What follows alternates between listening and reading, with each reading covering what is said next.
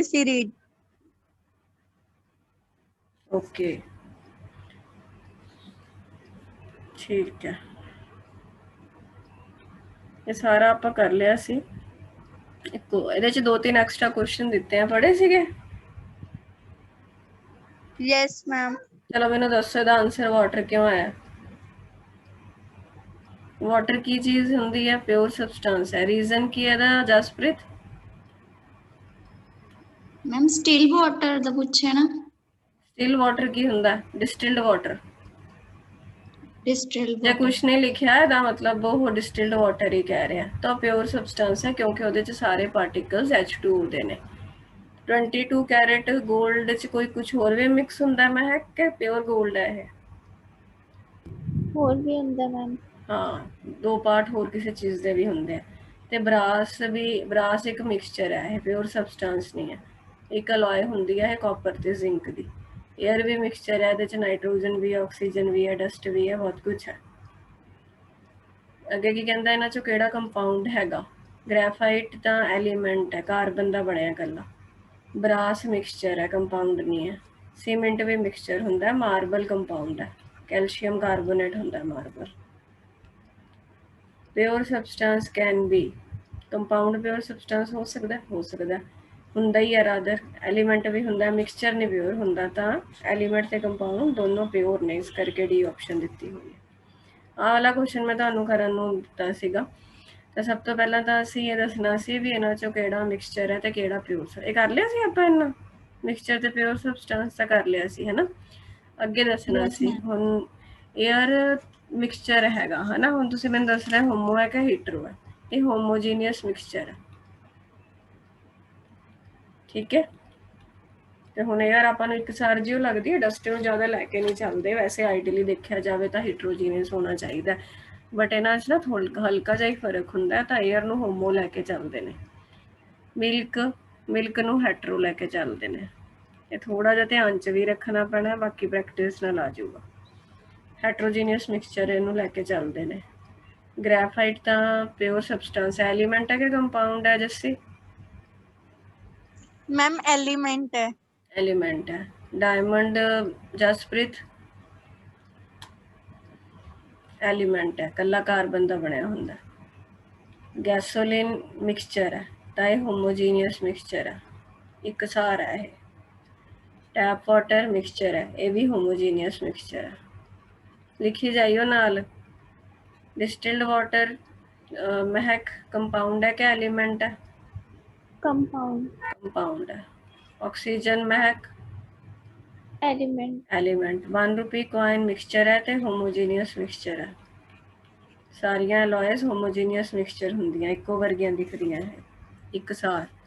22 carat gold एक mixture है क्योंकि ये 22 पार्ट गोल्ड के ने तो 2 पार्ट कॉपर वगैरह होंगे ने, होर चीज़ां, तो एक मिक्सचर है, तो यह होमोजीनियस मिक्सचर है।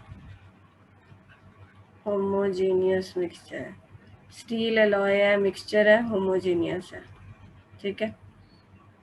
आयरन एलिमेंट है, प्योर सब्सटेंस है। सोडियम क्लोराइड कंपाउंड है। आयोडाइज्ड टेबल सॉल्ट मिक्सचर है, इन्हूं हैट्रोजीनियस कहते हैं, हैट्रोजीनियस मिक्सचर। समझ आ गई गल? कई बार ये क्वेश्चन पूछ लेंगे, वैसे इन्ना तो नहीं आता, बट फिर भी थोड़ी समझ सानू इहदी होनी चाहिए है। तो चल जैसे मैनू दस कि जेडे मैटर की हुंदा है, तो मैटर नूं असीं फिजिकली किवें क्लासीफाई करते हैं? मैम जेरा मैटर है, मैटर है वो एनीथिंग है जेरा कोई ऑक्यूपाई स्पेस करता है, ते जेरा मैटर है इनू आपां 2 टाइप्स क्लासीफाई करदे, एक फिजिकल ते एक केमिकल। ठीक है, मैं ये पूछया भी फिजिकली अगे कितनी टाइप च क्लासीफाई करते हैं? मैम फिजिकली अगे नू सॉलिड, लिक्विड ते गैस विच क्लासीफाई करदे हैं। ठीक है जसप्रीत, मैनू डिफरेंसिस दस कोई 2 डिफरेंसिस सॉलिड लिक्विड गैस के, फटाफट। मैम सॉलिड दे पार्टिकल्स बिल्कुल नेड़े नेड़े हुंदे हैं। हाँ की लिखोगे? Tight packing. Tight packing. जेडे लिक्विड दे हुंदे हैं ਉਹ थोड़े लूज हुंदे हैं। इंटरमीडिएट पैकिंग ते ਉਹਦੇ ਚ ਜਿਹੜੇ ਗੈਸ ਹੁੰਦੇ ਉਹ ਲੂਜ਼ ਪੈਕੇਟਸ ਹੁੰਦੇ ਆ। ਤੇ ਹੋਰ ਕੀ ਲਿਖ ਸਕਦੇ ਹਾਂ ਆਪਾਂ, ਨੇੜੇ ਹੋਣ ਕਰਕੇ ਇੰਟਰਮੋਲੀਕੂਲਰ ਫੋਰਸਿਸ ਬਹੁਤ ਜ਼ਿਆਦਾ ਹੁੰਦੇ ਨੇ, ਤੇ ਗੈਸਿਸ ਵਿੱਚ ਲੀਸਟ ਫੋਰਸਿਸ ਹੁੰਦੇ ਨੇ, ਐਂਡ ਇਨ ਲਿਕੁਇਡ ਇੰਟਰਮੀਡੀਏਟ। और डिफरेंसेस, सॉलिड में definite shape and definite volume होता है, लिक्विड में डेफिनेट वॉल्यूम तो होता है बट डेफिनेट शेप नहीं होती, गैस में ना तो डेफिनेट वॉल्यूम होता है ना डेफिनेट शेप होती। जितनी तुम जगह उसको दोगे गैस उतनी जगह ऑक्यूपाई कर लेता है, वो फैल जाता है। क्यों फैल जाता है? क्योंकि उसके मॉलिक्यूल्स दूर दूर होते हैं। एंड सॉलिड वाइब्रेटरी मोशन दिखाता है और लिक्विड ट्रांसलेटरी मोशन दिखाता है, और जो गैस होती है वो रैंडम मोशन लिखा होगा यहाँ पे, हाँ ये रहा। तो ये तीनों को हम इंटर कन्वर्टिबल कर सकते हैं, एक दूसरे में वो चेंज हो सकते हैं। केमिकल क्लासिफिकेशन में तो वो प्योर सब्सटेंस होगा या वो मिक्सचर होगा। प्योर मतलब उसमें सारे पार्टिकल्स एक ही जैसे हैं, और मिक्सचर में एक से ज़्यादा टाइप के पार्टिकल्स हैं, बट उसकी कोई कॉम्पोजिशन फिक्स नहीं होती मिक्सचर में, और ना ही वो केमिकली जुड़े होते हैं। ठीक है, तो ये चीज़ है। जैसे ग्लूकोज का यहाँ पे एग्जाम्पल लिया हुआ है, कार्बन दे हमेशा 6 ही एटम होने हैं एक मॉलिक्यूल, हाइड्रोजन दे 12 ते ऑक्सीजन दे 6। ठीक है, ये सारिया चीज़ें। चलो हुण ये नोट अपने खत्म हो गया, आप डिस्कशन यदि कर ली है। ते एक मिनट मैम फिजिकल ਦੇ ਦੋ ਹੋਰ ਟਾਈਪਸ ਦਾ ਮੈਂ ਦੇਖਿਆ ਸੀ, ਇੱਕ ਪਲਾਜ਼ਮਾ, ਇੱਕ ਬੋਸ ਆਇਨਸਟਾਈਨ ਕੰਡੈਂਸੇਟ। हाँ मैंने याद सीगा, एक बोस कंडेंसेट का नाम, हाँ एक प्लाज्मा, बट ये कुछ करना नहीं, बट ठीक है, तुसी 9th च पढ़िया सी, मैनू जिथों तक याद है। ठीक है, बहुत हाई टैंपरेचर वगैरह ते ना चीज़ां मिलदियां ने, जिवें जिहड़ा तुहाडा यूनीवर्स है उहनां विच इह पाईयां गईयां सीगीआं, स्टार्स वगैरह विच स्टेट्स भी पाईयां जांदियां ने। चलो हुण अगले नोट्स ने बेटा ये थैरेटिकली चलना है हाले टॉपिक, इस करके मैं इहदे च तुहानूं शेयर करदी हां नाल नाल, ना समझ लिओ बट है इंपॉर्टेंट। ये चैप्टर्स ना मतलब हुण जिहड़ा आपां टॉपिक पढ़ रहे हैं ਉਹਦੇ 'ਚ ਸਾਨੂੰ ਕਨਵਰਜਨਸ ਵਗੈਰਾ ਸਿੱਖਣੀਆਂ ਆਪਾਂ। ਕਨਵਰਜਨਸ ਮਤਲਬ ਕਿ ਵੀ ਇੱਕ ਨੂੰ ਦੂਜੇ ਵਿੱਚ ਜਿਵੇਂ ਯੂਨਿਟ ਦੇ ਦੇਣਗੇ, ਸੈਂਟੀਮੀਟਰ ਮੀਟਰ ਤਾਂ ਆਸਾਨ ਨੇ ਤੁਹਾਨੂੰ ਆਉਂਦੇ ਆ, ਜਿਵੇਂ ਨੈਨੋਮੀਟਰ ਪੀਕੋਮੀਟਰ, ਇਹਨਾਂ 'ਚ ਕਈ ਵਾਰ ਤੁਸੀਂ ਕਨਫਿਊਜ਼ ਹੋ ਜਾਂਦੇ ਹੋ, ਤਾਂ ਉਹ ਚੀਜ਼ ਨੂੰ ਅਵੋਇਡ ਕਰਨ ਲਈ ਇਹ ਸਮਝਾਇਆ ਜਾਂਦਾ। So our next topic is units and measurements. ठीक है, अब यूनिट क्या होता है बेटा, यूनिट की बात करें तो यूनिट क्या होता है, जैसे हम बोल देते हैं कि इतना डिस्टेंस 1 मीटर है ना, मतलब इसको एक स्टैंडर्ड बनाया गया, एक रेफरेंस बनाया गया कि भाई कुछ डिस्टेंस है, इतने डिस्टेंस को हमने 1 मीटर का नाम देना। तो यूनिट बेसिकली क्या है, स्टैंडर्ड ऑफ रेफरेंस।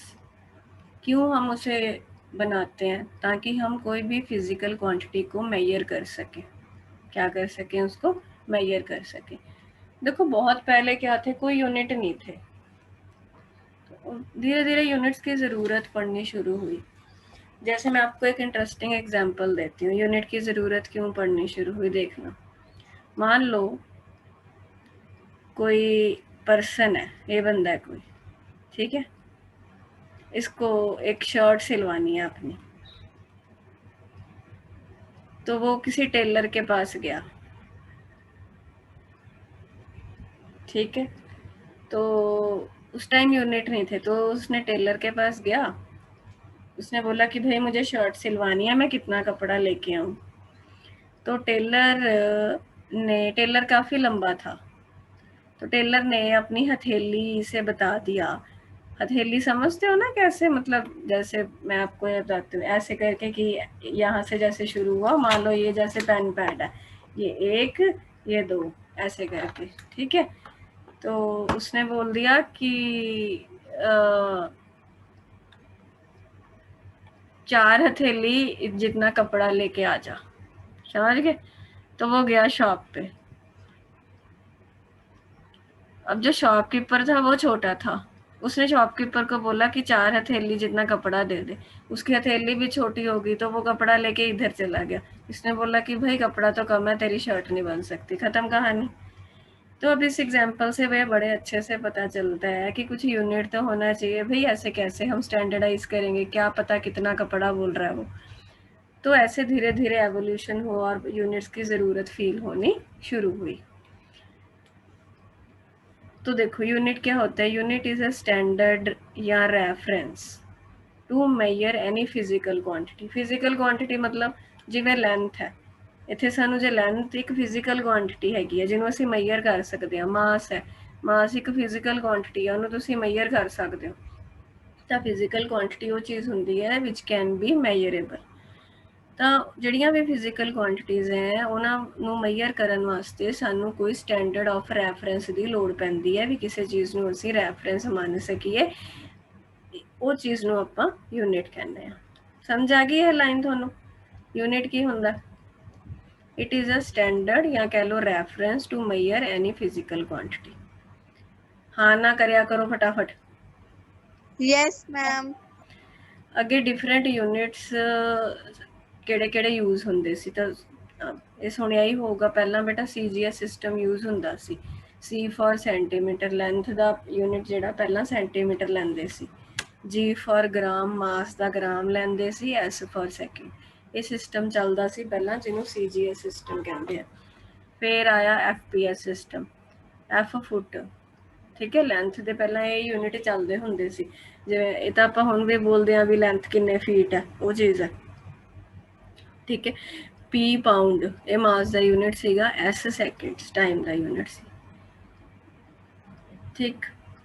ਫਿਰ ਆਇਆ MKS ਸਿਸਟਮ, ਆ ਦੇਖੋ ਲਿਖਿਆ ਹੋਣਾ ਉਰੇ ਆ ਰਿਹਾ, ਮੀਟਰ ਲੈਂਥ ਦਾ, K ਕਿਲੋਗ੍ਰਾਮ, ਮਾਸ ਦਾ, S ਸੈਕਿੰਡਸ। ਤਾਂ ਇਹ ਕੁਝ ਦੱਸਿਆ ਤੁਹਾਨੂੰ ਜਿਹੜੇ ਯੂਨਿਟ ਯੂਜ਼ ਹੁੰਦੇ ਸੀ।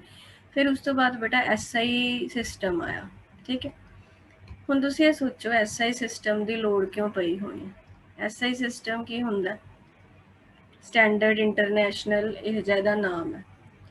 ਹੁਣ ਇਹਦੀ ਲੋੜ ਮਤਲਬ ਤਾਂ ਪਈ ਕਿਉਂਕਿ ਓਵਰਆਲ ਵਰਲਡ 'ਚ ਜਿਵੇਂ ਸਾਇੰਟਿਸਟ ਨੇ, ਇੱਕ ਕੰਟਰੀ ਦੇ ਸਾਇੰਟਿਸਟ ਨੇ ਦੂਸਰੇ ਕੰਟਰੀ ਦੇ ਸਾਇੰਟਿਸਟ ਨਾਲ ਗੱਲਬਾਤ ਕਰਨੀ ਹੈ ਤਾਂ ਉਹਨਾਂ ਨੂੰ ਕੁਝ ਕਾਮਨ ਯੂਨਿਟ ਚਾਹੀਦੇ ਆ, ਨਹੀਂ ਤਾਂ ਹਰ ਕੋਈ ਆਪਣੇ ਹਿਸਾਬ ਨਾਲ ਰੈਫਰੈਂਸ ਰੱਖੀ ਜਾਊਗਾ ਤੇ ਯੂਨਿਟ ਬਣਾਈ ਜਾਊਗਾ। ਤਾਂ ਉਹਨਾਂ ਨੇ ਸੋਚਿਆ ਵੀ ਮਤਲਬ ਇੱਕ ਸਿਸਟਮ ਚੱਲੇ ਸਾਰੇ ਕਿਤੇ ਤਾਂ ਕਿ ਮਤਲਬ ਇੱਕ ਸਿਸਟਮੈਟਾਈਜ਼ਡ ਢੰਗ ਨਾਲ ਜਿਹੜੀ ਹੈ ਉਹ ਰਿਸਰਚ ਅੱਗੇ ਵੱਧ ਸਕੇ। ਤਾਂ ਉਹਨਾਂ ਨੇ ਦੇਖਿਆ ਵੀ 7 ਫਿਜ਼ੀਕਲ ਬੇਸਿਕ ਕੁਆਂਟੀਟੀਜ਼ ਨੇ, ਇਸ ਕਰਕੇ 7 SI ਯੂਨਿਟ ਬਣਾ ਦਿੱਤੇ ਗਏ। ਤਾਂ 7 SI ਯੂਨਿਟਸ ਕਿਹੜੇ ਕਿਹੜੇ ਹੁੰਦੇ ਨੇ ਉਹਦੇ ਲਈ ਆਪਾਂ ਇੱਕ ਟੇਬਲ ਬਣਾਉਣੇ ਆ। ਦੇਖੋ ਫਿਜ਼ੀਕਲ ਕੁਆਂਟੀਟੀ, ਉਸ ਤੋਂ ਅਗਲੇ ਵਿੱਚ ਆਊਗਾ ਉਹ ਫਿਜ਼ੀਕਲ ਕੁਆਂਟੀਟੀ ਦਾ ਸਿੰਬਲ, ਫਿਰ ਉਹ ਫਿਜ਼ੀਕਲ ਕੁਆਂਟੀਟੀ ਦਾ ਯੂਨਿਟ ਦਾ ਨਾਮ, ਫਿਰ ਉਹਦਾ ਸਿੰਬਲ। ਕਿਹਦਾ ਸਿੰਬਲ? ਯੂਨਿਟ ਦਾ ਸਿੰਬਲ। ਜਿਵੇਂ ਮਾਸ ਇੱਕ ਫਿਜ਼ੀਕਲ ਕੁਆਂਟੀਟੀ ਆ, ਉਹਨੂੰ ਅਸੀਂ ਮੈਜ਼ਰ ਕਰ ਸਕਦੇ ਹਾਂ। ਮਾਸ ਦਾ ਸਿੰਬਲ ਸਮਾਲ m, ਤੇ ਮਾਸ ਦਾ SI ਯੂਨਿਟ ਹੁੰਦਾ ਕਿਲੋਗ੍ਰਾਮ, ਉਹਦਾ ਸਿੰਬਲ kg।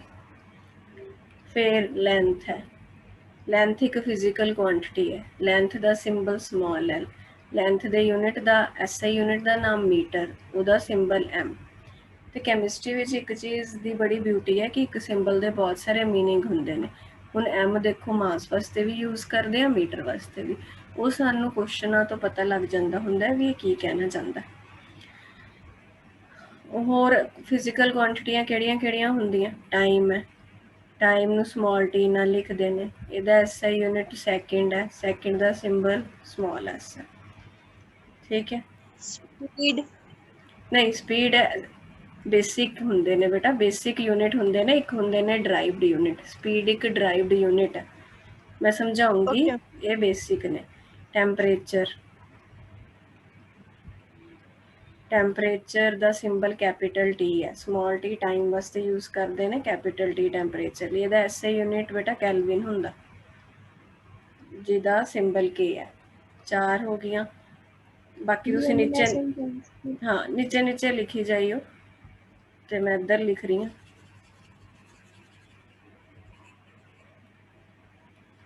ਠੀਕ ਹੈ। ਅਗਲੀ physical quantity current, current the symbol I, ਇਹਦਾ ਯੂਨਿਟ ਹੁੰਦਾ ਐਂਪੀਅਰ, ਉਹਦਾ ਸਿੰਬਲ A।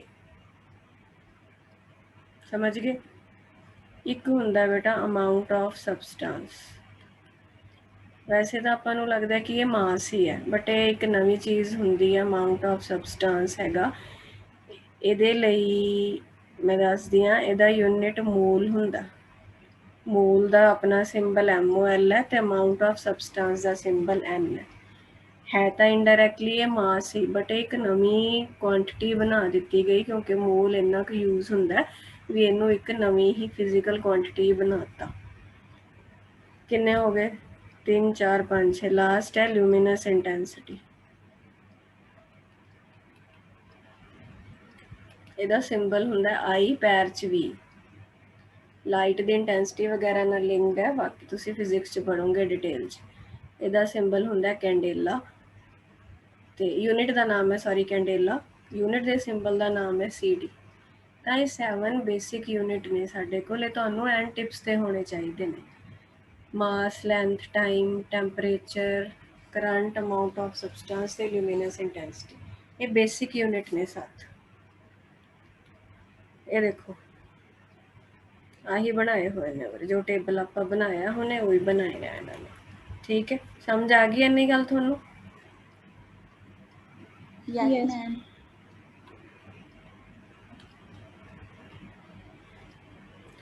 ਅੱਜ ਹੋ ਗਿਆ ਬੇਟਾ ਥਰਸਡੇ। ਟੈਸਟ ਦੀ ਤਿਆਰੀ ਕਰ ਲਓ। ਠੀਕ ਹੈ, ਮੈਂ ਦੇਖੂੰਗੀ ਸੈਟਰਡੇ ਲੈਣਾ ਜਾਂ ਸੰਡੇ, ਕਿਉਂਕਿ ਮੈਂ ਹਲੇ ਬਣਾਉਣਾ ਉਹ ਤੇ ਫਿਰ ਮੈਂ ਟਾਈਪ ਵੀ ਕਰਨਾ ਹੈਗਾ। ਮੋਸਟ ਪ੍ਰੋਬੇਬਲੀ ਸੰਡੇ ਨੂੰ ਹੀ ਹੋਊਗਾ, ਪਰ ਤੁਸੀਂ ਆਪਦੀ ਤਿਆਰੀ ਪੂਰੀ ਰੱਖਿਓ, ਹੋ ਸਕਦਾ ਸੈਟਰਡੇ ਵੀ ਹੋ ਜਾਏ। ਹੁਣ ਅੱਗੇ ਦੇਖੋ ਰਾਜੇ, ਹੁਣ ਜਿਹੜੀ ਚੀਜ਼ ਆਪਾਂ ਪੜ੍ਹਨੀ ਹੈ, ਸਮ prefixes used to reduce or to enlarge the unit।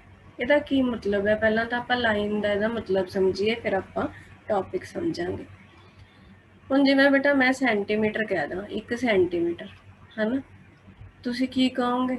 Ma'am 1/100 metre ਦੇ ਬਰਾਬਰ ਹੈ। ਇਹ ਕਹਿੰਦੇ ਹੋ ਨਾ, ਜਿਵੇਂ ਮੰਨ ਲਓ ਸਪੋਜ਼ ਕਰੋ ਇਹ ਲੈਂਥ ਮੀਟਰ ਹੈ ਨਾ, ਜੇ ਅਸੀਂ ਇਹਨੂੰ 100 ਹਿੱਸਿਆਂ 'ਚ ਵੰਡ ਦਈਏ ਤਾਂ ਇੱਕ ਜਿਹੜਾ ਹਿੱਸਾ ਹੋਊਗਾ 1 ਸੈਂਟੀਮੀਟਰ ਕਹਿਲਾਉਂਦਾ। ਇਹ ਮਤਲਬ ਹੋਇਆ ਇਹਦਾ 1/100 ਦਾ ਹੀ ਮਤਲਬ ਹੈ ਨਾ। ਤਾਂ ਹੁਣ ਅਸੀਂ ਮੂਰੇ ਸੈਂਟੀ ਲਾਤਾ, ਇਹਦਾ ਪੂਰਾ ਨਾਮ ਸੈਂਟੀਮੀਟਰ ਹੈ। ਹੁਣ ਅਸੀਂ ਬੇਸਿਕਲੀ ਮੀਟਰ ਦੇ ਅੱਗੇ ਸੈਂਟੀ ਲਾਤਾ, ਤਾਂ ਸੈਂਟੀ ਲਾਉਣ ਨਾਲ ਉਹ ਯੂਨਿਟ ਛੋਟਾ ਹੋ ਗਿਆ। ਸਮਝਿਓ ਮੇਰੀ ਗੱਲ? ਮੀਟਰ ਦੇ ਅੱਗੇ ਇੱਕ ਤਰ੍ਹਾਂ ਦਾ ਕੁਛ ਆਪਾਂ ਚੀਜ਼ ਲਾਤੀ, ਉਹ ਚੀਜ਼ ਕੀ ਸੀਗੀ? ਸੈਂਟੀ। ਸੈਂਟੀ ਹੋਣ ਵਾਲਾ ਸੈਂਟੀ ਨਹੀਂ ਹੈ, ਉਹ S ਹੁੰਦਾ, ਇਹ C ਹੈ। ਤਾਂ ਅਸੀਂ ਕੋਈ ਇੱਕ ਵਰਡ ਲਿਖਤਾ ਸੈਂਟੀ, ਜਿਹਦੇ ਨਾਲ ਮੀਟਰ ਯੂਨਿਟ ਜਿਹੜਾ ਸੀ ਉਹ ਛੋਟਾ ਹੋ ਗਿਆ। ਤਾਂ ਅੱਗੇ ਜਿਹੜੀ ਚੀਜ਼ ਲਿਖਦੇ ਆ ਉਹਨੂੰ ਪ੍ਰੀਫਿਕਸ ਕਹਿੰਦੇ ਆ। ਐਂ ਹੀ ਜਿਵੇਂ ਤੁਸੀਂ ਡੈਸੀਮੀਟਰ ਵੀ ਸੁਣਿਆ ਹੋਣਾ। ਡੈਸੀਮੀਟਰ ਹੁੰਦਾ 1/10 ਮੀਟਰ, ਕਿ 1 ਮੀਟਰ ਦੇ ਜੇ ਆਪਾਂ 10 ਹਿੱਸੇ ਕਰ ਦਈਏ ਤਾਂ ਜਿਹੜਾ ਇੱਕ ਹਿੱਸਾ ਹੁੰਦਾ 1 ਡੈਸੀਮੀਟਰ ਕਹਿੰਦੇ ਆ। ਤਾਂ ਡੈਸੀ ਲਾਉਣ ਨਾਲ ਵੀ ਆਪਾਂ ਮੀਟਰ ਨੂੰ ਛੋਟਾ ਕਰਤਾ ਹੈ ਨਾ। ਹੁਣ ਜੇ ਮੈਂ ਤੁਹਾਨੂੰ ਕਹਾਂ ਬੇਟਾ ਕਿਲੋਮੀਟਰ, ਤਾਂ ਤੁਸੀਂ ਕਹੋਗੇ ਮੈਮ 1000 ਮੀਟਰ। ਹੁਣ ਮੈਂ ਕਿਲੋ ਲਾ ਕੇ ਮੀਟਰ ਨੂੰ ਵੱਡਾ ਕਰਤਾ ਹੈ ਨਾ, ਤਾਂ ਮੈਂ ਅੱਗੇ ਕੋਈ ਚੀਜ਼ਾਂ ਲਾ ਰਹੀ ਹਾਂ, ਅੱਗੇ ਚੀਜ਼ਾਂ ਲਾ ਰਹੀਆਂ ਨੂੰ ਪ੍ਰੀਫਿਕਸ ਕਹਿੰਦੇ ਨੇ। ਤਾਂ ਇਹ ਜਿਹੇ ਬਹੁਤ ਸਾਰੇ ਪ੍ਰੀਫਿਕਸ ਹੁੰਦੇ ਨੇ ਜਿਹਦੇ ਨਾਲ ਜਿਹੜੇ ਤੁਹਾਡੇ SI ਯੂਨਿਟ ਹੈ ਉਹ ਛੋਟੇ ਵੀ ਹੋ ਜਾਂਦੇ ਆ ਤੇ ਉਹ ਵੱਡੇ ਵੀ ਹੋ ਜਾਂਦੇ ਆ। ਉਹ ਪੜ੍ਹਨੇ ਆਪਾਂ ਕਿਹੜੇ ਕਿਹੜੇ ਹੁੰਦੇ ਨੇ। ਸਮਝ ਗਏ?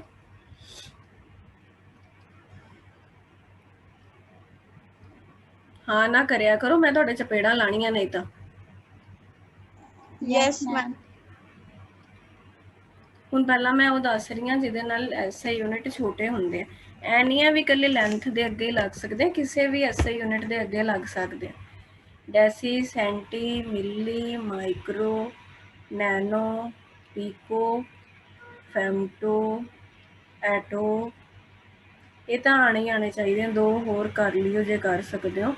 ਉਹ ਹੁੰਦੇ ਨੇ ਤੁਹਾਡੇ, ਇੱਕ ਹੁੰਦਾ ਜ਼ੈਪਟੋ, ਇੱਕ ਹੁੰਦਾ ਯਪਟੋ। ਇਹ ਯਾਦ ਰੱਖਣੇ ਥੋੜੇ ਔਖੇ ਹੈ, ਉਰੇ ਤੱਕ ਹੀ ਆਊ ਵੈਸੇ, ਐਟੋ ਤੱਕ ਹੀ। ਦੇਖੋ ਹੁਣ ਇਹ ਕੀ ਨੇ?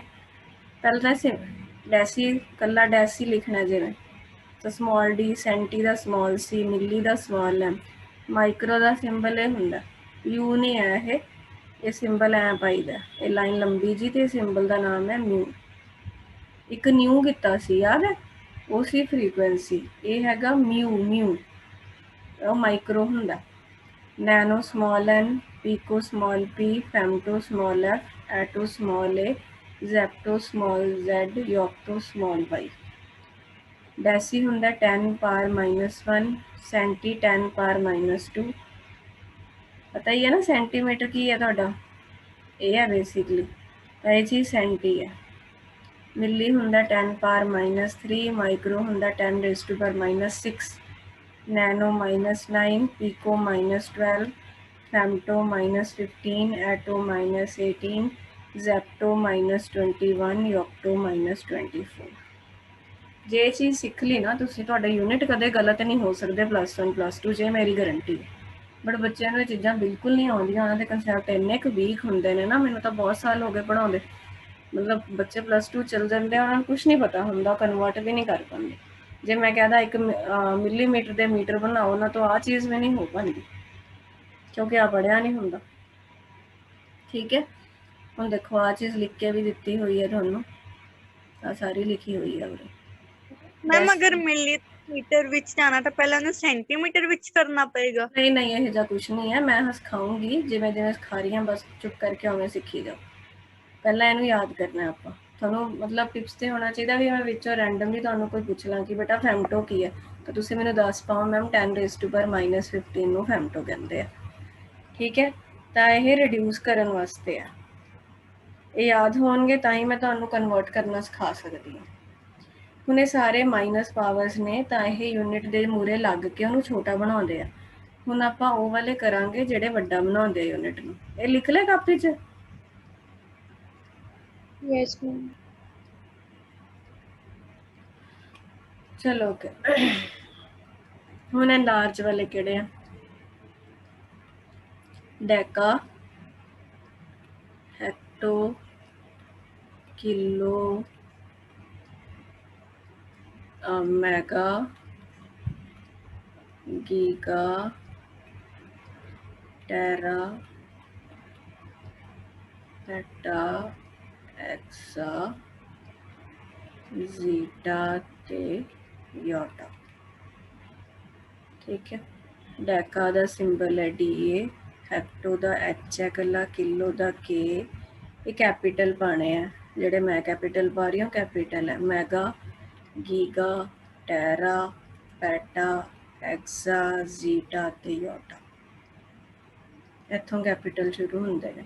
ਡੈਕਾ ਹੈਗਾ 10 ਪਾਵਰ 1, ਇਹ ਸਾਰੇ ਪੋਜ਼ਿਟਿਵ ਹੈ। ਹੈਕਟੋ 2, kilo 3, mega 10 raised to power 6, ਗੀਗਾ 10 raised to power 9, Terra 10 raised to power 12, PETA 10 raised to power 15, ਐਕਸਾ 10 raised to power 18, Zeta 21, ਯੋਟਾ 24।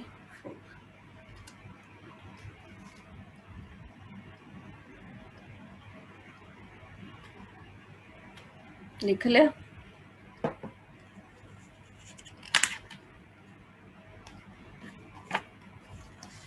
Yes, ma'am.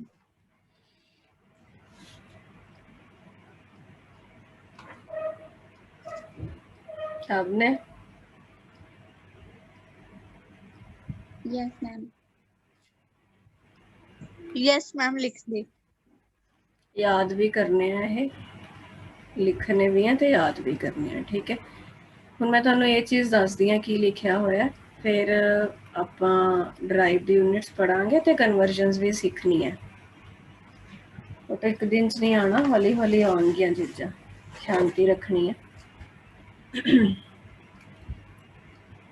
ਹੁਣ ਇੱਕ ਚੀਜ਼ ਦੇਖਣੀ ਹੈ ਬੇਟਾ, ਜਿਹੜੇ ਐਕਸਪੋਨੈਂਟਸ ਹੈ ਨਾ, ਐਕਸਪੋਨੈਂਟ ਪਾਵਰ ਨੂੰ ਕਹਿੰਦੇ ਨੇ, ਉਹ ਪ੍ਰੀਫਿਕਸ ਉੱਤੇ ਵੀ ਕੰਮ ਕਰਦੀ ਹੈ। ਕੀ ਮਤਲਬ ਹੋਇਆ?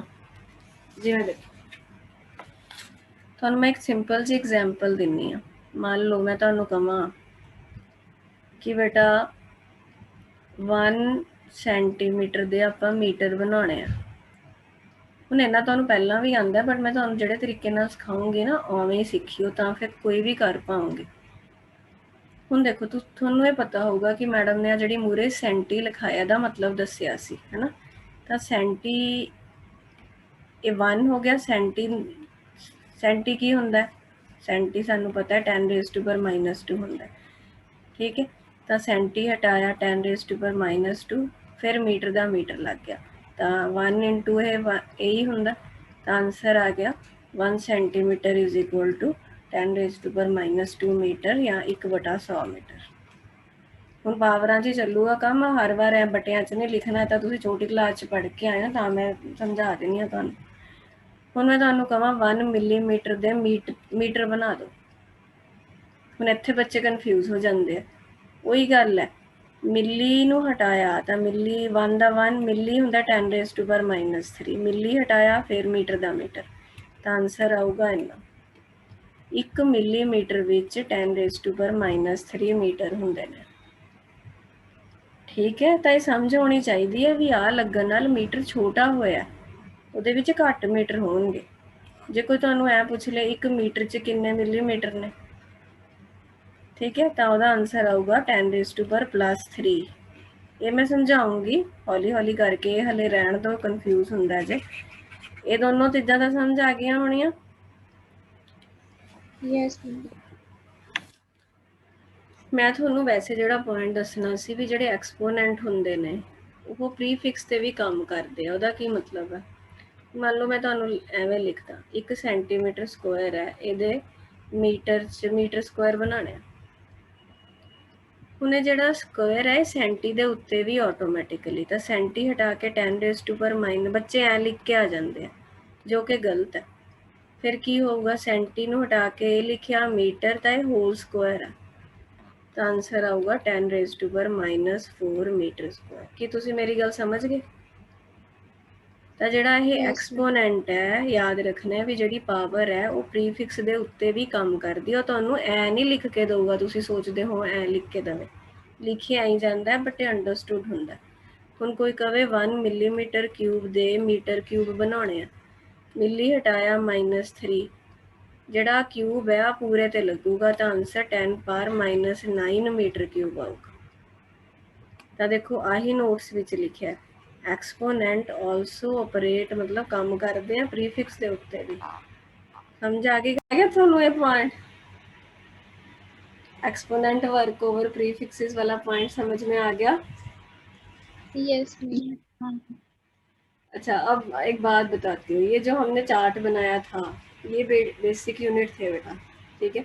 ਹੁਣ ਇੱਕ ਹੁੰਦੇ ਨੇ ਡਰਾइव्ड यूनिट। ड्राइव्ड यूनिट देखो क्या मतलब है। ड्राइव्ड यूनिट वो होते हैं जो आगे बेसिक से बनते हैं, जैसे एरिया। अब एरिया तुम लोगों के दिमाग में क्वेश्चन है, जैसे जस्सी ने मेरे से पूछा था कि मैम स्पीड है ना, वो जो टेबल सीगा रहे वो बेसिक यूनिटां दा सीगा। ਜਿਹੜੀ स्पीड हो गया, एरिया हो गया, वॉल्यूम हो गया, फोर्स हो गया, वर्क हो गया, ये सारियां ਜਿਹੜੀਆਂ ਕੁਆਂਟੀਟੀਜ਼ ਨੇ ਨਾ, ਇਹਨਾਂ ਦੇ ਵੀ ਆਪਾਂ ਨੂੰ ਯੂਨਿਟ ਨੋ ਡਾਊਟ ਚਾਹੀਦੇ ਹੁੰਦੇ ਨੇ, ਬਟ ਇਹ ਸਾਰੀਆਂ ਡਰਾਈਵਡ ਕੁਆਂਟੀਟੀਜ਼ ਹੁੰਦੀਆਂ। ਜਿਵੇਂ ਏਰੀਆ ਕੀ ਹੁੰਦਾ, ਲੈਂਥ ਇਨਟੂ ਬ੍ਰੈਡਥ, ਤੇ ਲੈਂਥ ਦੇ ਯੂਨਿਟ ਮੀਟਰ ਹੈ। ਲੈਂਥ ਇੱਕ ਬੇਸਿਕ ਯੂਨਿਟ ਹੈ, ਉਹਦਾ ਐਸਆਈ ਯੂਨਿਟ ਮੀਟਰ ਹੈ। ਬ੍ਰੈਡਥ ਵੀ ਇੱਕ ਤਰ੍ਹਾਂ ਦੀ ਹੈ ਤਾਂ ਲੈਂਥ ਹੀ, ਉਹਦਾ ਵੀ ਐਸਆਈ ਯੂਨਿਟ ਮੀਟਰ ਹੈ। ਤੇ ਸਾਨੂੰ ਕੋਈ ਪੁੱਛੇ ਜੀ ਏਰੀਆ ਦਾ ਐਸਆਈ ਯੂਨਿਟ ਕੱਢੋ, ਤਾਂ ਤੁਸੀਂ ਉਹਨੂੰ ਕਹਿਣਾ ਵੀ ਏਰੀਆ ਦਾ ਐਸਆਈ ਯੂਨਿਟ ਮੀਟਰ ਸਕੁਆਇਰ ਹੈ। ਜੇ ਤੁਸੀਂ ਇਹਦਾ ਆਨਸਰ ਸੈਂਟੀਮੀਟਰ ਸਕੁਆਇਰ ਲਿਖ ਕੇ ਆ ਗਏ ਤਾਂ ਉਹ ਗਲਤ ਹੈ, ਕਿਉਂਕਿ ਜੇ ਉਹਨੇ ਐਸਆਈ ਯੂਨਿਟ ਪੁੱਛਿਆ ਤਾਂ ਐਸਆਈ ਯੂਨਿਟਾਂ ਵਿੱਚ ਹੀ ਆਨਸਰ ਕਰਨਾ। ਕੋਈ ਪੁੱਛੇ ਵੋਲਿਊਮ ਦਾ ਐਸਆਈ ਯੂਨਿਟ ਕੱਢੋ, ਤਾਂ ਤੁਸੀਂ ਕੀ ਕਹੋਗੇ, ਵੋਲਿਊਮ ਹੁੰਦਾ length into breadth into height, ਤੇ ਤਿੰਨਾਂ ਹੀ ਬੇਸਿਕਲੀ ਲੈਂਥ ਹੀ ਨੇ, ਤਾਂ ਵੋਲਿਊਮ ਦਾ ਐਸਆਈ ਯੂਨਿਟ ਹੋ ਗਿਆ ਮੀਟਰ ਕਿਊਬ। ਕੀ ਤੁਸੀਂ ਮੇਰੀ ਗੱਲ ਸਮਝ ਪਾਏ? Yes Yes. ਮੈਮ। ਹੁਣ ਡੈਂਸਿਟੀ ਹੈ, ਹੁਣ ਡੈਂਸਿਟੀ ਪਤਾ ਹੋਣਾ ਤੁਹਾਨੂੰ, ਮਾਸ ਅਪੋਨ ਵੋਲਿਊਮ ਹੁੰਦੀ ਹੈ। ਹੁਣ ਕੋਈ ਤੁਹਾਨੂੰ ਐਵੇਂ ਵੀ ਕੁਐਸਚਨ, ਤੁਹਾਨੂੰ ਆਉਣਗੇ ਕੁਐਸਚਨ ਕੈਮਿਸਟਰੀ ਵਿੱਚ ਵੀ, ਤੁਹਾਨੂੰ ਐ ਪੁੱਛੂਗਾ ਵੀ ਐਸਆਈ ਯੂਨਿਟ ਕੱਢੋ ਡੈਂਸਿਟੀ ਦਾ, ਤਾਂ ਪਹਿਲਾਂ ਤਾਂ ਪਤਾ ਹੋਵੇ ਵੀ ਡੈਂਸਿਟੀ ਦਾ ਫਾਰਮੂਲਾ ਮਾਸ ਅਪੋਨ ਵੋਲਿਊਮ ਹੈ। ਮਾਸ ਦਾ ਐਸਆਈ ਯੂਨਿਟ ਹੁੰਦਾ kg, ਵੋਲਿਊਮ ਦਾ ਫਿਰ ਤੁਹਾਨੂੰ ਅੱਗੇ ਫਰਦਰ ਕੱਢਣਾ ਪੈਣਾ, ਕੱਢ ਕੇ ਦਿੱਤਾ ਮੀਟਰ ਕਿਊਬ। ਤਾਂ ਡੈਂਸਿਟੀ ਦਾ ਐਸਆਈ ਯੂਨਿਟ ਕੀ ਹੋ ਗਿਆ, ਕਿਲੋਗ੍ਰਾਮ ਪਰ ਮੀਟਰ ਕਿਊਬ, ਇਹਨੂੰ ਪਰ ਮੀਟਰ ਕਿਊਬ ਐਵੇਂ ਬੋਲਦੇ ਆ। ਹੁਣ ਕਿਸੇ ਨੇ ਮੰਨ ਲਓ ਇਹ ਆਨਸਰ ਲਿਖਤਾ ਗ੍ਰਾਮ ਪਰ ਸੈਂਟੀਮੀਟਰ ਕਿਊਬ, ਇਹ ਡੈਂਸਿਟੀ ਦਾ ਯੂਨਿਟ ਹੈ ਬਟ ਇਹ ਐਸਆਈ ਯੂਨਿਟ ਨਹੀਂ ਹੈਗਾ, ਠੀਕ ਹੈ। ਹੋਰ ਲਾ ਲਓ ਬਹੁਤ ਸਾਰੀਆਂ ਕੁਆਂਟੀਟੀਜ਼ ਹੁੰਦੀਆਂ, ਸਪੀਡ ਦਾ ਕੱਢਣਾ ਹੋਏ ਐਸਆਈ ਯੂਨਿਟ ਤਾਂ ਤੁਹਾਨੂੰ ਪਤਾ ਹੋਣਾ ਚਾਹੀਦਾ, ਸਪੀਡ ਹੁੰਦਾ ਡਿਸਟੈਂਸ ਬਾਏ ਟਾਈਮ। डिस्टेंस का एसआई यूनिट क्या है, लेंथ या 1 मीटर, टाइम का सेकंड है, तो स्पीड का एसआई यूनिट हो गया मीटर पर सेकंड। क्लियर? Yes ma'am. होर कढ़ लैने आपां चलो फोर्स का कड्ढी SI यूनिट। फोर्स की हुंदा? चलो फोर्स तो पहला एक होर चीज़ का कड्ढो, पहला एक्सेलरेशन कड्ढो। की हुंदी acceleration? velocity upon time meter per second square. हाँ, एक्सेलरेशन हुंदी है वेलोसिटी पर यूनिट टाइम, मतलब कितनी वेलोसिटी बदल रही है यूनिट टाइम च। वेलोसिटी मतलब स्पीड, ਉਹਦਾ ਕੱਢਿਆ ਆਪਾਂ ਮੀਟਰ ਪਰ ਸੈਕਿੰਡ ਡਿਵਾਈਡ ਬਾਈ ਇੱਕ ਹੋਰ ਸੈਕਿੰਡ, ਤਾਂ ਐਕਸਲਰੇਸ਼ਨ ਦਾ SI यूनिट ਆ ਜਾਊਗਾ ਮੀਟਰ ਪਰ ਸੈਕਿੰਡ ਸਕੁਆਇਰ। यही नहीं बोलना आंदा बच्चों को, मीटर पर सैकेंड स्क्वायर है। हुण आपां फोर्स का कढ़दे हां। फोर्स का की फार्मूला हुंदा? Mass into area. Acceleration, area नहीं, मास इंटू एक्सेलरेशन। मास का की SI यूनिट kg, एक्सेलरेशन का की है मीटर पर सैकेंड स्क्वायर, तो फोर्स का की SI यूनिट हो गया kg metre per second square, जिन्होंने तुसीं न्यूटन कहने, यही हुंदा बेटा एक न्यूटन। ये भी पढ़िया होना ना, इन्ना तो 10th तक ही हुंदा फिजिक्स च, मैनूं पता है फोर्स दे यूनिट कराउंदे आ, बट एक्चुअल च एक newton 1 kg metre per second square हुंदा। इज इट क्लीयर और नॉट? yes ma'am clear अच्छा, प्रैशर दा SI यूनिट आंदा कड्ढना? की हुंदा प्रैशर? ये पढ़िया चीज़ां तुसीं फिजिक्स च तो पढ़ लिया होना, मैनूं Force. यार। force upon acceleration तुसीं तो बस फिजिक्स च मैनूं लगदा रट्टे ला ले। फोर्स पर यूनिट एरिया है उरे बस ऐ पढ़ लैंदे हो F is equal to ma, ਉਹ ਇਹ ਭੁੱਲ ਜਾਂਦਾ ਵੀ ਇਹ ਏਰੀਆ ਸੀਗਾ ਕਿ ਐਕਸਲਰੇਸ਼ਨ ਹੈ ਨਾ। ਤਾਂ ਫੋਰਸ ਬੇਟਾ ਫੋਰਸ ਅਪੋਨ ਏਰੀਆ ਹੁੰਦਾ ਪ੍ਰੈਸ਼ਰ। ਜਿਵੇਂ ਦੇਖੋ ਮੰਨ ਲਓ ਆ ਕੋਈ ਜਗ੍ਹਾ ਜਿਵੇਂ ਤੁਹਾਡੇ ਕੰਧ ਹੈ, ਮੰਨ ਲਓ ਇੱਥੇ ਕੋਈ ਵੀ ਚੀਜ਼ ਆਪਾਂ ਉੱਥੇ ਤੇ ਫੋਰਸ ਲਾਈਏ, ਉਹਨੂੰ ਪ੍ਰੈਸ ਕਰੀਏ, ਪਰ ਯੂਨਿਟ ਏਰੀਆ ਕਿੰਨਾ ਫੋਰਸ ਲੱਗ ਰਿਹਾ ਹੈ ਉਹਨੂੰ ਪ੍ਰੈਸ਼ਰ ਕਹਿੰਦੇ ਨੇ। ਪ੍ਰੈਸ਼ਰ ਦਾ SI यूनिट ਪਾਸਕਲ ਹੁੰਦਾ, ਨਾਮ ਹੈ ਉਹਦਾ ਪਾਸਕਲ, ਬਟ ਐਕਚੁਅਲ 'ਚ ਦੇਖਿਆ ਜਾਵੇ ਹੈ ਕਿ फोर्स का SI unit kg metre per second square, area का SI यूनिट मीटर स्क्वायर कढ़िया से ना, तो की बनया नीचे 1 मीटर रह जाऊगा kg पर मीटर पर सैकेंड स्क्वायर। ये बन गया तुहाडा प्रैशर का SI यूनिट जो कि 1 पास्कल। समझ आती है कुछ के नहीं? Yes. yes ma'am सारियां ड्राइव्ड क्वांटिटियां दे सीखने ने, किसी का भी दे दूगा फिर देखोगे। आ देखो एरिया वॉल्यूम डेंसिटी सारा किता होया, इन्ने वधिया नोट तुहानूं किते नहीं मिलने, बट तां ही फायदा जो तुसीं खुद मेहनत करोगे। ठीक है, ये मैं एक चीज़ खुद लिख के फिर तुहानूं ओहदा स्कैन करके भेजदी हाँ PDF बना के। तो हुण ये चीज़ां बारे असीं सीख लिया भी SI यूनिट की हुंदे ने, SI यूनिटां नूं वड्डे छोटे किवें करदे ने, ਉਹਦੇ ਲਈ ਕਿਹੜੇ प्रीफिक्स यूज ਹੁੰਦੇ ਨੇ। ਹੁਣ ਇਹਨਾਂ ਨੂੰ ਚੇਂਜ ਕਿਵੇਂ ਕਰਨਾ ਉਹ ਵੀ ਆਪਾਂ ਟੌਪਿਕ ਕਰਾਂਗੇ। ਤੇ ਡਰਾਈਵਡ ਯੂਨਿਟ ਕਿਹੜੇ ਪੋਸੀਬਲ ਹੈ ਉਹਨਾਂ ਦੇ ਕੋਈ ਵੀ ਦੇ ਸਕਦਾ, ਤਾਂ ਕੁਝ ਐਗਜ਼ਾਮਪਲ ਸੀਗੀਆਂ। ਬਾਕੀ ਹੁਣ ਟੈਂਪਰੇਚਰ ਬਾਰੇ ਆਪਾਂ ਥੋੜਾ ਜਿਹਾ ਪੜ੍ਹਨਾ। ਟੈਂਪਰੇਚਰ ਦਾ ਵੈਸੇ SI यूनिट ਤਾਂ ਕੈਲਵਿਨ ਹੈ, ਬਟ ਇਹ ਜ਼ਿਆਦਾ 3 यूनिट ਯੂਜ਼ ਹੁੰਦੇ ਨੇ ਟੈਂਪਰੇਚਰ ਨੂੰ ਮੇਜ਼ਰ ਕਰਨ ਵਾਸਤੇ। ਸੁਣਿਆ ਹੋਣਾ ਤੁਸੀਂ ਡਿਗਰੀ ਸੈਲਸੀਅਸ ਤੇ ਡਿਗਰੀ ਫਾਰਨਹਾਈਟ ਤੇ ਕੈਲਵਿਨ। ਯਾਦ ਰੱਖਿਓ ਕੈਲਵਿਨ ਨਾਲ ਕਦੇ ਵੀ ਡਿਗਰੀ ਨਹੀਂ ਲੱਗਦੀ, ਸੈਲਸੀਅਸ ਤੇ ਫਾਰਨਹਾਈਟ ਨਾਲ ਡਿਗਰੀ ਲੱਗਦੀ। SI यूनिट ਕੈਲਵਿਨ ਹੈ। ਇਹ ਬੇਟਾ ਫਾਰਮੂਲੇ ਯਾਦ ਕਰਨੇ ਆ। ਇਹ ਫਾਰਨਹਾਈਟ ਤੇ ਸੈਲਸੀਅਸ ਦਾ ਕਨਵਰਜਨ ਫੈਕਟਰ ਹੈ। मतलब देखो याद रखना, मान लो तुहानूं सैलसीअस च दिता, तुसीं फैरनहाइट च बदलना है, तो तुसीं ये फार्मूला लाओगे। समझ आ गई गल? 9/5 इंटू जिन्ना सैलसीअस च दिता टैंपरेचर प्लस 32,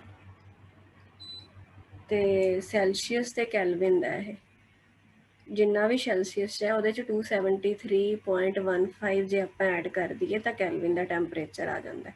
मान लो कोई कहे 10 डिग्री सैलसीअस टैंपरेचर है, कैलविन च कितना होगा, तो असी अप्रॉक्स करके एक छड्ड भी सकते हैं, तो असी कहांगे 10 + 273 दैट इज 283 कैलविन में टैंपरेचर हो। समझ में आई बात? Ma'am Yes, ma'am. 10 degree Celsius क्यों? देखो मान लो वो आपको कोई दे दे, ये क्वेश्चन दे दिया उसने, convert 10 degree Celsius temperature into kelvin scale. तो क्या करोगे, फॉर्मूला चाहिए जो फॉर्मूला केल्विन और सेल्सियस को रिलेट कर सके। तो kelvin is equal two degree Celsius plus 273 है ये फॉर्मूला। तो डिग्री सेल्सियस में टेम्परेचर 10 डिग्री है, केल्विन में निकालना है तो ऐड कर दो, तो आंसर आएगा 283 केल्विन में। समझ गए अब? Yes ma'am. ठीक है, अब कोई बोले -10 डिग्री सेल्सियस है उसके केल्विन बनाओ, तो क्या करोगे, -10 प्लस 273 दैट इज 263 केल्विन। ऐसे करते हैं ये। वैसे एग्जैक्टली 273.15 होता है ये, बट इजी बनाने के लिए कैलकुलेशन में हम 273 रख लेते होते हैं। ऐसे ही जो मैंने वो लिखा है दूसरा फ़ारेनहाइट, ये है। मान लो किसी ने बोल दिया 40 डिग्री सेल्सियस है, उसको फ़ारेनहाइट में बदलो, तो क्या करोगे, 9/5 × 40 प्लस 32। ठीक है, कितना आ गया है, 8 9 8 ਦਾ 72 ਤੇ 32 4 ਤੇ 10 104 डिग्री फ़ारेनहाइट है। लगी गल समझ? Yes ma'am. ऐसे फॉर्मूले यूज होते हैं। बाकी ये ना ऐसे 3 थर्मामीटर बना के कंपेयर किया हुआ है, जैसे केल्विन में है, पहले सेल्सियस में देखो, इसको तुम सबसे ज़्यादा जानते हो। पानी का फ्रीजिंग पॉइंट कितना हुंदा, 0 डिग्री सेल्सियस से फ्रीज हुंदा। रूम टैंपरेचर ਆਪਾਂ नॉर्मली 25 डिग्री सेल्सियस लईदा। ਹਿਊਮਨ ਬੋਡੀ ਦਾ ਜਿਹੜਾ ਟੈਂਪਰੇਚਰ ਹੁੰਦਾ ਹੈ ਆਈਡੀਅਲ, ਫੀਵਰ 'ਚ ਗੱਲ ਨਹੀਂ ਕਰ ਰਹੀ, ਮਤਲਬ ਜਦੋਂ ਨਾਰਮਲ ਕੰਡੀਸ਼ਨਸ ਹੈ ਤਾਂ 37 डिग्री सेल्सियस ਹੁੰਦਾ। ਕਿੰਨੇ ਤੇ ਪਾਣੀ ਬੋਇਲ ਹੁੰਦਾ, 100 डिग्री ਕਹਿੰਦੇ ਆਪਾਂ, ਸੈਲਸੀਅਸ ਹੈ। ਹੁਣ ਇਹ ਜੇ ਤੁਸੀਂ फ़ारेनहाइट 'ਚ ਦੇਖੋ ਤਾਂ ਇਹ 32 डिग्री फ़ारेनहाइट ਆਊਗਾ ਫਰੀਜ਼ਿੰਗ ਪੁਆਇੰਟ। ਫਾਰਮੂਲਾ ਲਾ ਕੇ ਕੱਢ ਕੇ ਦੇਖਿਓ ਹੈ ਕਿ ਠੀਕ ਲਿਖਿਆ ਮੈਂ। रूम टैंपरेचर 77 डिग्री आंदा। नॉर्मल ह्यूमन टैंपरेचर ਜਿਹੜਾ ਆਪਾਂ ਥਰਮਾਮੀਟਰ 'ਚ ਦੇਖਦੇ ਹੁੰਦੇ ਆ ਉਹ फ़ारेनहाइट ਹੁੰਦਾ। ਜੇ ਸਾਨੂੰ ਫੀਵਰ ਨਹੀਂ ਹੈਗਾ ਤਾਂ ਤੁਸੀਂ ਦੇਖਿਓ ਤੁਹਾਡਾ 98.6 ਆਉਂਦਾ। ਜਿਹੜਾ ਕਹਿੰਦਾ 103 डिग्री ਬੁਖਾਰ ਹੋ ਗਿਆ, 4 ਹੋ ਗਿਆ, ਉਹ फ़ारेनहाइट ਹੈ। ਤੇ ਪਾਣੀ ਦਾ ਬੋਇਲਿੰਗ ਪੁਆਇੰਟ फ़ारेनहाइट ਵਿੱਚ 212 ਆਉਂਦਾ। ਤੇ ਕੈਲਵਿਨ 'ਚ ਤੁਸੀਂ ਆਈ ਸੈਲਸੀਅਸ ਨੂੰ ਕੈਲਵਿਨ 'ਚ ਬਦਲਣਾ ਤਾਂ ਸਿਖਾਇਆ ਹੀ ਹੈ। 273 'ਚ 100 ऐड कर दिए 373। ठीक है, तो 0 डिग्री सेल्सियस ही है जे, तो आंसर 273 आएगा। एग्जैक्ट लिखे हुए ने।